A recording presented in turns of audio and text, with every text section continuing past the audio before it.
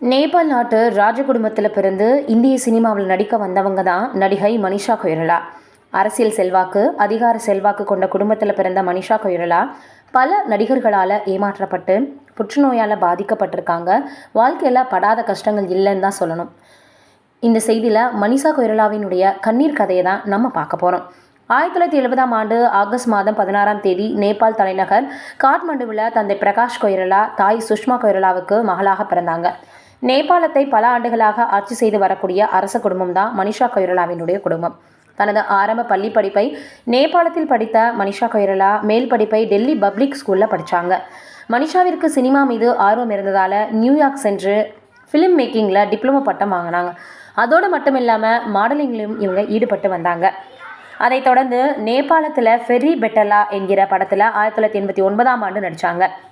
அதன் பின்னாடி பாலிவுட் பக்கம் வந்த மனிஷா கொய்ரலா ஹிந்தியில் சவுடாகர் என்ற படத்தில் நடித்தாங்க. ஆனால் அந்த படம் வரவேற்பை பெறலை.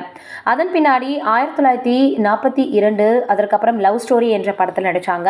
இந்த படம் மனிஷாவிற்கு பெயர் சொல்லக்கூடிய திரைப்படமாக அமைஞ்சது. தொடர்ந்து அடுத்தடுத்த படங்கள் நடிக்க வாய்ப்பும் கிடைச்சது.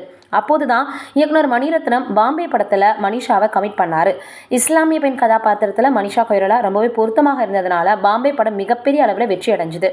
இந்த படத்தை தொடர்ந்து தமிழில் உயிரே, அதற்கப்புறமாக பார்த்தோன்னா இன்னும் இந்தியன், முதல்வன், ஆளவந்தான், பாபா மற்றும் மும்பை எக்ஸ்பிரஸ் போன்ற படங்களில் இவங்க நடிக்க ஆரம்பித்தாங்க.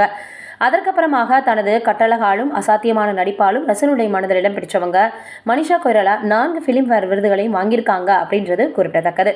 அதற்கப்புறமாக இவங்க 2015ஆம் ஆண்டு வரைக்கும் புகழ்பெற்ற ஐநா சபையினுடைய அம்பாசிடராகவும் இருந்தாங்க. அவங்கள UNFPA குட்வில் அம்பாசிடராக நியமனம் பண்ணியிருந்தாங்க.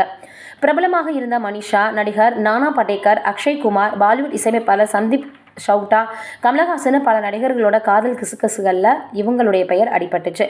எல்லோருக்குமே என்னுடைய நண்பர்கள் தான் எல்லாருமே அப்படின்ற மாதிரியாக எல்லாரும் சொல்லி வந்த வதந்திக்கு முற்றுப்புள்ளி வச்சாங்க மனிஷா. நான் சிலரை நம்பி ஏமாந்தேன். அதில் இருந்து பார்த்தோன்னா நான் மிகப்பெரிய அளவில் ஒரு நடிகரினுடைய பெயரை கூட சொல்லாமல் அவரிடமிருந்து நிறைய பலத்தை நான் கற்றுக்கிட்டேன் அப்படின்னு சொல்லியிருந்தாங்க. பின்னாடி ஆஸ்திரேலிய தூதர் ஒருவரை நடிகை மனிஷா கொய்ரலா உருகி காதலிச்சாங்க. அவரை திருமணம் செய்து கொள்ள நினைத்த நேரத்தில் அவர் குறித்த பல உண்மைகள் தெரிய வந்ததால் அவரை விட்டு பிரிஞ்சிட்டாங்க. பின்னாடி 2010ஆம் ஆண்டு தன்னை விட 7 வயது குறைவான சாம்ராட்ட டஹால் என்ற நேபாளை சேர்ந்த பிஸ்னஸ் மேனை திருமணம் செஞ்சுக்கிட்டாங்க. இந்த திருமணம் பார்த்தோன்னா அவங்களுக்கு நல்லா தான் போயிட்டு இருந்துச்சு. 2012ஆம் ஆண்டு ஓவேரியன் கேன்சரில் பாதிக்கப்பட்டாங்க.